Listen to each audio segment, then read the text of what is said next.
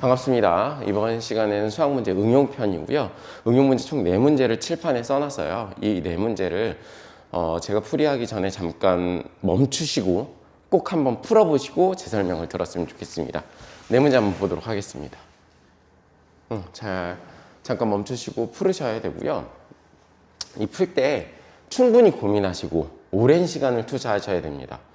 쉬운 문제들은 빨리빨리 푸는 거 맞아요. 근데 어려운 문제라든지 이제부터는 조금 헷갈리는 문제라든지 이게 뭔 소리야 하는 문제들이 있을 수 있어요. 이제 초등학교 6학년에서 갓 중학교 1학년에 올라와서 문제를 풀면 초등학교에선 경험하지 못했던 난이도와 심화 과정의 문제들이 종종 나오거든요. 그런 문제 중에 일부예요. 이거는 약간 중상 문제에 속하고요. 이 문제를 풀 때는 천천히 고민하고 적어도 한 문제당 내가 잘 안 풀리면 10분 이상은 투자할 줄 아는 자신의 경험을 쌓는 게 중요합니다. 알아들으셨죠? 천천히 고민해야지. 그리고 생각하고 다시 한번 풀어보고 이런 과정들 되게 중요해요. 이게 고등학교 오히려 수학을 공부할 때 더 중요한 자산이 됩니다. 이제 거의 1단원이 몇 강만 더 찍으면 끝이 날 것 같아요. 난 상태에서 제 강의가 마음에 들었다면 이제 2강부터는 조금씩 수학 공부 방법에 대해서 알려드리면서 수업을 진행할까 합니다. 먼저 오늘은 4개 문제 한번 풀어보도록 합시다. 우리가 첫 번째 문제입니다. 1부터 250까지 자연제곱을 A라고 놨을 때 A가 7에 대한 K제곱으로 나누어 떨어질 때 7에 대한 자연수 K의 값 중 가장 큰 수는 우리가 배운 게 지금 뭐밖에 없어요. 소인수분해. 그렇다면 분명 소인수분해에서 나올 거란 말이죠. 범위가 정해져 있다는 건 생각보다 그 안에서 문제가 나온다는 거니까 생각보다 쉽게 풀 수도 있어요. 이거는 푸는 방법은 소인수분해밖에 없어 라고 생각을 하시면 쉽게 풀릴 겁니다. 자, 1부터 250까지의 곱이다. 문제를 먼저 이해할 줄 알아야 돼요. 당연하겠죠? 3 곱하기 4 곱하기 248 249, 250꼴이다. 이런 식으로 곱해지는 거다. 근데 이 중에 7에 대한 K로 나누어 떨어진다는 건 7에 대한 K의 제곱이 이 안에 들어있다는 거잖아요. 몇 개나 들어있을까요? 그 중에 가장 큰 수를 구하라는 건 7에 대한 K제곱이 가장 커질 때, 즉 무슨 값이? K값이 가장 클 때를 구하라는 소리입니다. 여기까지 문제 이해 오셨나요? 그렇다면 여기서 7이 몇 개 들어있는지를 먼저 확인하는 게 제일 중요해요. 봐봐요. 7 가장 몇 개 많이 들어있을 때가 7에 대한 제곱, K제곱이 K값이 클 수밖에 없죠. 이해 오셨죠? 그럼 다시 문제로 돌아가서 여기서 그럼 7이 몇 개나 들어있을까요? 일단 7의 배수 7, 1은 7, 7, 24, 7, 3, 21, 7, 4, 28, 7, 5, 35, 10번 곱하면 70 이런 식으로 나가겠죠. 일단 10번은 들어있는 것 같아요. 이런 식으로 따져보는 거예요.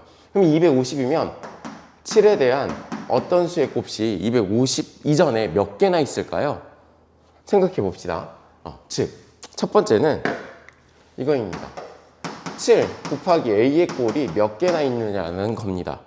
10개 있으면 7이 10제곱이 되는 거겠죠. 20개 있으면 7에 대한 20제곱이 되는 거겠죠. 몇 개나 있을지 한번 알아봅시다. 어떻게 알아보죠? 250을 7로 나누면 되는 거예요. 70일 때 만약 거꾸로 생각해 봅시다. 7일 때는 몇 개 있어요? 1개. 나누기 7한 거예요. 만약 20일 때 20까지의 7은 7, 2, 14라고 해서 0, 6 떨어지죠? 따라서 2개. 이런 꼴입니다. 그렇다면 250일 때는요? 250 나눠보세요. 7, 3, 21, 40, 5, 7에 35, 5 이렇게 되죠. 그럼 몇 개 있다는 소리예요? 7에 대한 A꼴은 그렇죠. 30, 얘는 35개 있어요. 뭐가? 7이. 따라서 7에 대한 35 제곱이 된다는 거예요. 7에 대한 A꼴이 35개 있네. 7에 대한 35제곱이 되겠구나 라고 파악을 하시면 되고요. 두 번째는 7에 대한 제곱 곱하기 B꼴을 따져보는 겁니다. 이거 몇 개 있을까요? 에 대해서 생각해보면 똑같아요. 49로 나눠요. 뭐를 49로 나눠야 돼요? 250을 몇으로 되죠? 5, 9, 45. 5, 4, 12, 145, 5.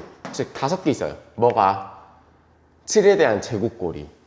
자, 생각해 봅시다. 7에 대한 제곱꼴이 5개 있다는 건 7 곱하기 7 곱하기 b꼴이 5개 존재한다는 거예요. 즉, 7이 몇 번 반복됐을 때, 2번 반복됐을 때가 5개 있다는 겁니다. 이해 오셨죠? 한 번 할 때는 위에서 셌어요.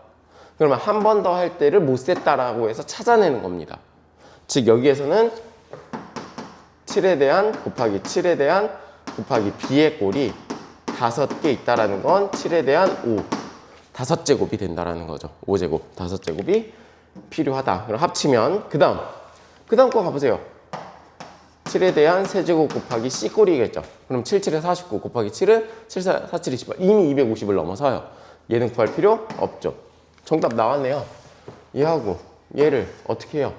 더하면 됩니다. 7에 대한 35개 있었고 7에 대한 5개 있었으니까 더하면 7에 대한 40승이죠. 따라서 K 가장 큰 수는 40이 됩니다. 알아들으셨나요? 나중에 배우는데 지수들의 곱은 미치 같은 지수들의 곱은 덧셈으로 나타내진다 라고 생각을 하면 되고요. 원래는 이거 35개 있고 이거 5개 있으니 합치면 40개다 이렇게 생각하시면 되는 거예요. 오키도키. 오케이. 2번 갑니다. 2번 문제 별표 하나 쳐놓고요. 약간 수능형 문제라고 생각을 하시면 되겠습니다. 이런 문제들이 이제 패턴화돼서 수능에 쉽게 나올 수 있는 문제들인데요. 하나씩 따져보면은 문제를 봤을 때 이게 뭔 소린가 하는데 하나하나씩 따져보면 되게 쉽습니다. 한번 풀어봅시다. 두 번째 문제입니다. 3에 대한 120제곱, 5에 대한 60제곱, 7에 대한 130제곱의 몇의 자리수? 1의 자리 숫자는 무엇입니까? 라고 나와 있죠. 뭔 소리야? 라고 했는데 패턴을 생각해야 돼요. 생각해 봅시다. 3부터 생각해봐요. 3에 대한 1승은 3, 3에 대한 제곱은 9, 3에 대한 세제곱은 3, 3, 9, 27이죠. 1의 자리 숫자만 쓸 거예요. 3, 3은 9, 9, 3, 27.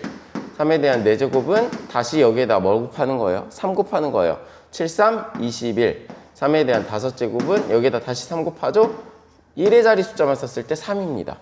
3에 대한 6제곱은 다시 여기에다 3 곱하니까 9입니다. 점점점이에요. 여기에서 봤을 때 패턴이 반복되죠. 3, 9, 7, 1, 3, 9, 7, 1 이렇게 패턴을 찾아야 됩니다. 그래서 어디까지가? 하나, 둘, 셋, 넷, 4개까지가 몇 묶음이에요? 한 묶음입니다. 일단 이 4개가 반복된다는 거예요. 하나, 둘, 셋, 넷. 3, 9, 7, 1, 3, 9, 7, 1가 반복됩니다. 그럼 여기서 다시 돌아가서 3에 대한 120 쓰니까 3에 대한 120 승일 때 하나, 둘, 셋, 넷, 하나, 둘, 셋, 4개가 반복되죠. 나머지라는 거예요. 즉, 다시 예를 한번 들어봅시다. 3에 대한 20승은 1의 자리 숫자가 얼마일까요?를 했을 때 20을 몇으로? 하나, 둘, 셋, 넷으로 나누었을 때 4, 5, 20 되죠. 딱 떨어진다는 거예요. 딱 떨어지면 이 숫자, 네 번째. 하나, 둘, 셋, 넷, 다, 여, 일곱, 여덟, 아홉, 열, 열하나, 열둘, 열세, 열네, 열다, 열일곱, 여덟, 열아홉, 20. 나머지의 값이 여기에 딱 떨어진다는 소리입니다. 즉, 나머지가 없을 땐 네 번째에 딱 떨어진다는 소리죠. 알아들으셨죠? 그래서 나누었을 때의 그 값이, 나머지의 값이 여기에서 몇 번째에 있느냐에 따라서 1의 자리 숫자가 결정된다라는 겁니다. 그럼 120을 무엇으로 나눠요? 4로 나눠요. 4, 3, 12 하고 제로다. 딱 떨어지네요. 맞죠? 그러면은 정확히 나누어 떨어지니까 이거 패턴 120번 쭉 돌리면 어디에서 멈춘다는 거예요? 얘에서 멈춘다는 거예요.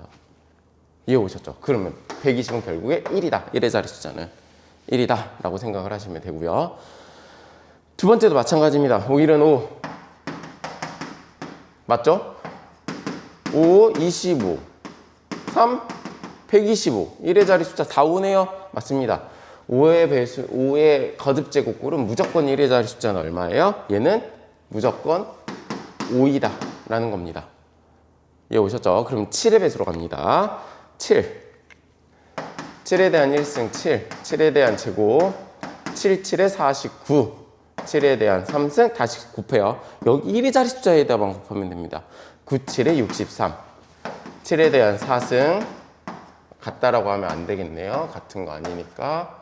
이렇게 화살표로. 7에 대한 4제곱은 7, 3, 21. 7에 대한 5제곱은 다시 7. 반복되죠. 하나, 둘, 셋, 넷. 여기도 4개의 패턴으로 반복이 되네요. 다시 7 나왔으니까 그 다음에는 9일 거예요. 그럼 4개의 패턴으로 반복되니까 다시 130제곱을 몇으로 나눠요? 하나, 둘, 셋, 넷으로 나눈 겁니다. 4, 3, 12 하고 10, 4, 2, 8 하고 2. 나머지가 얼마예요? 2. 4바퀴 다 돌고 한 번, 두 번째라는 거예요. 즉 9라는 거죠. 얘는 9입니다. 그럼 다 더해요. 1의 자리 숫자만 더하면 돼요. 더합니다. 1 더하기 5 더하기 9니까 15. 1의 자리 숫자는 5입니다. 정답이다. 따라서 5가 정답입니다. 이해 오셨나요? 어렵지. 이때부터는 이번 시간에 배우는 건 약간 난이도 중상 또는 상에 해당됩니다. 그렇게 막 쉬운 편은 아니에요.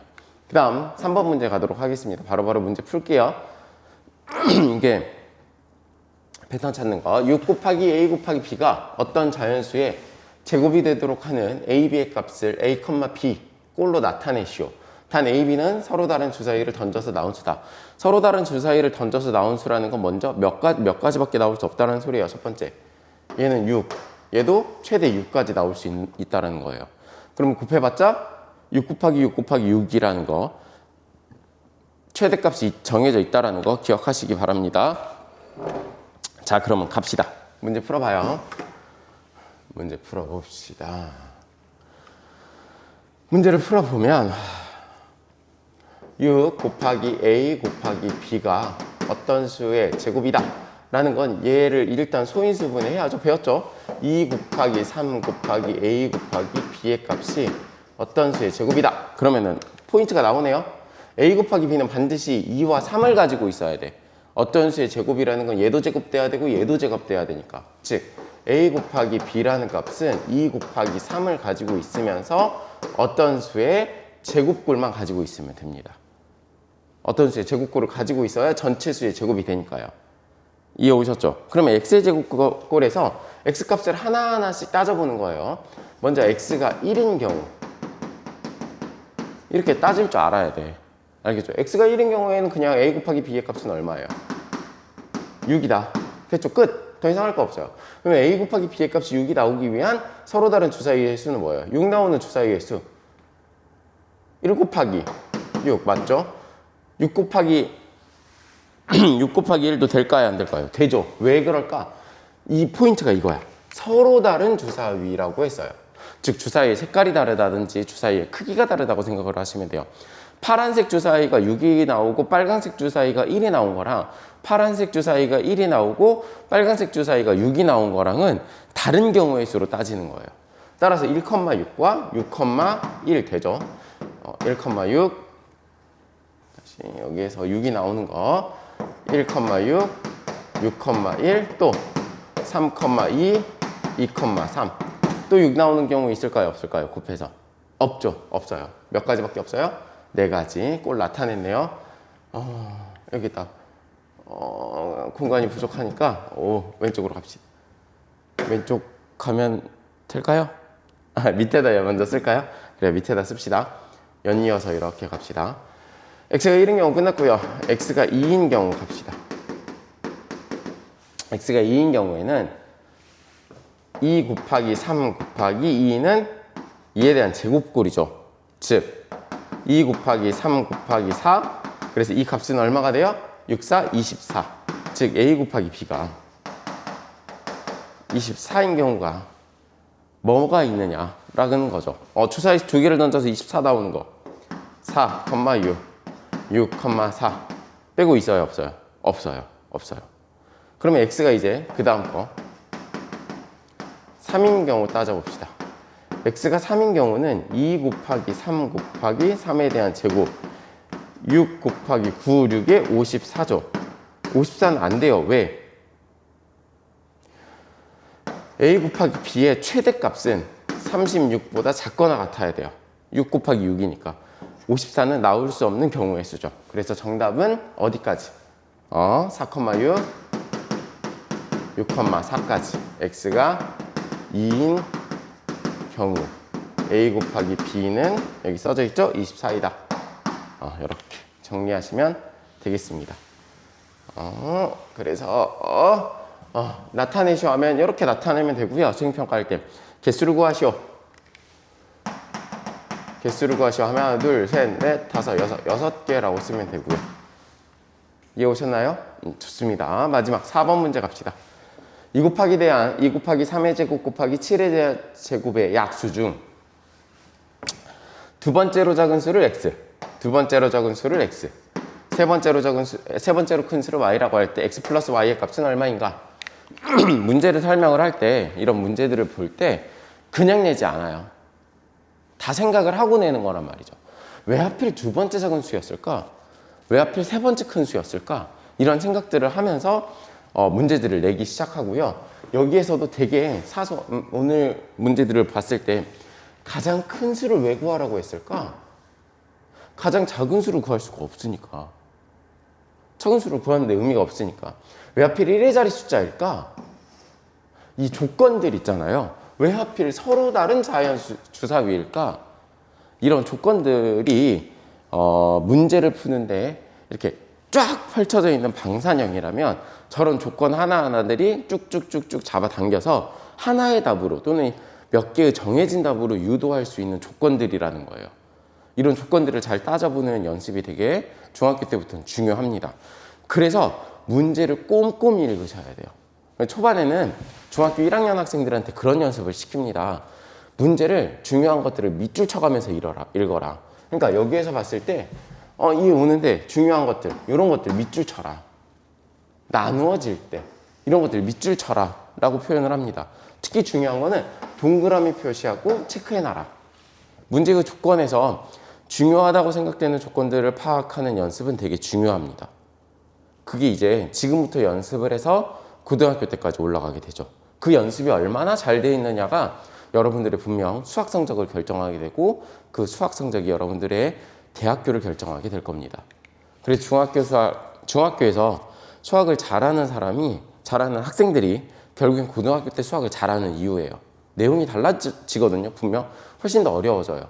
근데 문제를 풀 때 이런 조건들과 문제의 형태와 문제의 탐구력 그리고 과제 집착력 이런 것들은 변하지 않거든요. 종종 그런 말 있잖아요. 사람은 변하지 않는다. 학생은 쉽게 변하지 않아요. 공부하는 스타일이. 그래서 지금 습관 잡는 게 굉장히 중요합니다. 아시겠죠? 지금 문제 풀어보고 나중에도 한번 꼭 비슷한 문제 풀어보시기를 권해요. 4번 문제 갈게요. 다시 원래대로 돌아와서. 두 번째로 작은 수. 자, 가장 작은 약수는 얼마예요?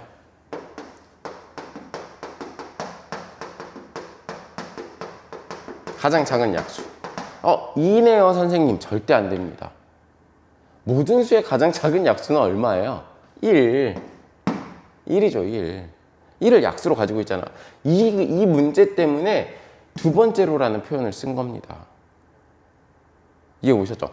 우리 설마 이 설명 못 알아들으면 진짜 난감한데? 여기에서 약수 가는 거 기억하시죠? 2 곱하기 3. 2 곱하기 3에 대한 제곱. 이런 식으로 가는 거 기억하시죠? 네, 그렇다면 두 번째로 가장 작은 약수. 두 번째로 가장 작은 약수는 2죠, 2. 그럼 x는 얼마예요? 2. x는 2의 값으로 나오네요. 그 다음 두 번째 문제죠. 가장 큰 약수 부터 구해야지 밑으로 하나하나씩 내려갈 거 아니에요. 가장 큰 약수 다 곱하기 7에 대한 제곱 이거잖아. 여기서 이제 하나하나씩 없어지죠. 하나하나씩 빼가는 거야. 빼가는데 가장 작은 수를 빼야 큰 수가 되겠지. 뭔 소릴까? 가장 큰 수 구했어. 여기서 하나만 빼야 돼. 하나만 빠질 텐데 작은 수가 빠져야 남은 값에서 큰 수가 되는 거예요. 그리고 두 번째로 큰 약수는 얼마예요? 2만 빠지는 거야. 3에 대한 제곱 곱하기 7에 대한 제곱입니다. 그럼 다시 세 번째로 큰 약수는 여기에서 따져야 돼요. 여기서 뭐가 빠져야 그 다음으로 큰 약수가 될까요? 그렇죠. 3만 빠지면 돼요. 그래서 2 곱하기 3 곱하기 7 제곱이 세 번째로 큰 약수입니다. 네 번째는 어떻게 되겠어요? 뭐 빠지면 되겠어? 2, 3은 6이야, 얘는 7이야. 그럼 얘 하나 빠지고 얘 하나 빠지는 게 더 작은 거겠죠. 이해 오셨죠? 그럼 여기에서 이 값이 얼마야? 2 곱하기 3 곱하기 7에 대한 제곱 6 곱하기 7, 7에 49 그러면은 9, 6에 54 6, 4, 24, 294 294네요. 9, 6에 54 294 맞죠? 네, 294를 두 수를 어떻게 해라? x 플러스 y 해라. 즉 294 더하기 2는 296. 정답은 296이네요. 여기까지가 핵심 포인트였어요. 그럼 문제 풀 때도 마지막 x, y 값 다 구해놨어. 그래놓고 x 플러스 y 구하라는 거 안 써. 그러면은 다 구했는데 안 썼어. 틀린 거예요. 즉 수학은 꼼히 읽어야 돼요. 그리고 자세히 보아야 돼요. 약간 연인과 비슷하죠. 자세히 보아야 이쁘다 뭐 이런 거 있었던 것 같은데 자세히 보아야 합니다. 그래서 중학교 1학년에서 처음으로 이제 수학 이런 문제들을 풀기 시작하는 학생들이 있을 거예요. 근데 이런 문제 풀이를 막 하는 게 쉬운 일이 아니거든요. 그리고 모르겠어 하고 답지 바로 봐버리고 그러지 말고 천천히 생각하고 사고하고 생각하고 사고하고 생각하고 노력해야 된다. 답지 보고 풀어서 이 정답 알면 뭐하게. 이 정답 알아서 다음번에 풀면 또 틀리잖아요. 그러니까 저번에도 설명했듯이 틀리면 그 밑에다 뭐 써놓고 그 날짜 써놓고 다시 한번 풀어봐야 되었고 그리고 문제집을 여러분들이 사잖아요. 문제집을 살 때 문제를 풀 때 문제집에다 문제를 풀지 마세요. 어디에다 푸냐면 연습장 하나, 이런 연습장 같은 하나를 사서 그 연습장에다가 풀고 날짜 쓰고 풀고 날짜 쓰고 풀고 페이지 수와 문제 번호 쓰고 풀고 틀리면 다시 한번 풀어봐야 돼요. 그런 연습이 꼭 필요합니다. 수학 공부 방법에 대해서는 나중에 한 번 더 설명해 드리도록 하겠습니다. 일단 4개의 문제 한 번 더 체크하시고요. 내가 틀린 문제라든지 내가 놓친 부분이 어딘지 확인하시고요. 당부드리는 말씀이지만 꼭 당부드리는 말씀이지만 다음번에 틀린 문제들은 다음번에 한 번 더 꼭 풀어보시고요. 아시겠죠? 네, 이상으로 이번 시간 마무리 짓도록 하겠습니다. 감사합니다.